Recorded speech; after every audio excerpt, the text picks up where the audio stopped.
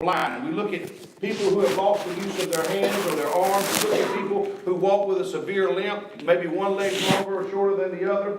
We look at folks who are stuck and have been confined to a wheelchair, and when we see them, we don't see them as a full person, we see them as a half person. If Stephen Hawkins was to ride in here right now, because of the disease he's got in his bones, his teeth are all messed up, his bones are decaying, he can't even talk right, he can't even sit up right, he drools a lot of times, but when he opens his mouth, he doesn't speak out of his handicap, he speaks out of his potential. There are professors at major universities that line up to sit at his desk and take notes just off of conversations that this man has. He's limited, he is confined, he is restricted to a wheelchair. He can't even bathe himself, he can't feed himself, he can't do anything for himself. But none of that has anything to do with his potential.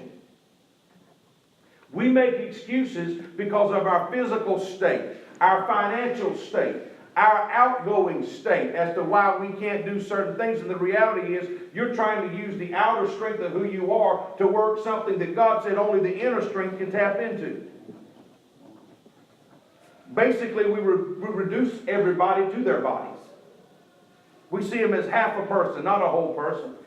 But here's the thing. We are not our body. You are not your body. You are not your circumstance. You are not your challenge. You are being challenged to prove that there's more on the inside of you than what appears to be on the outside of you. And some of the greatest accomplishments in human history came about from people who struggled with physical challenges.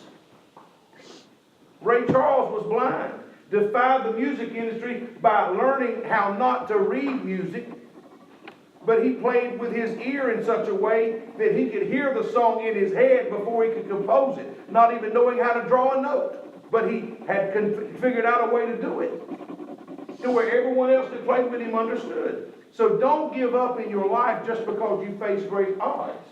The odds are there to challenge and dare you to step out of your boat. Come try and walk on this. Do you believe that it's in you to overcome any obstacle that stands in your way? Because our potential is not dependent on anything that we can do outwardly. It's decided by what we're willing to release from the inside. Outward challenges are going to come.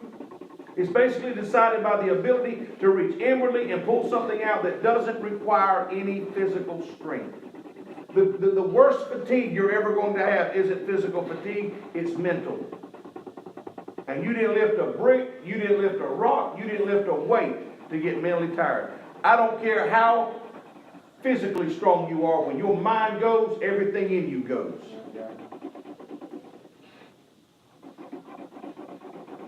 Think about it. After God created Adam, first thing he did was he gave him a job. He said, I want to challenge you to do something. I want to show you what your potential is capable of doing. So go and name all these animals. Now name every species that I have created, that I have brought forth into the earth. So God knew that it was in Adam's potential to pull the names out and apply them to the correct species.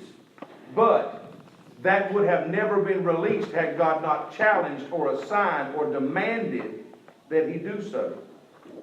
In other words, write this down, potential must be exercised in order to be fulfilled. Your potential is no different than your faith. It's no different than your muscles.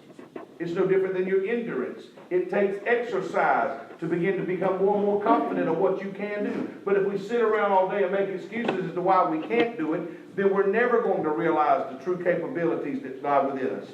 So, the greatest works in the world are accomplished by people who basically don't care who get the credit. All right, let me skip real quick.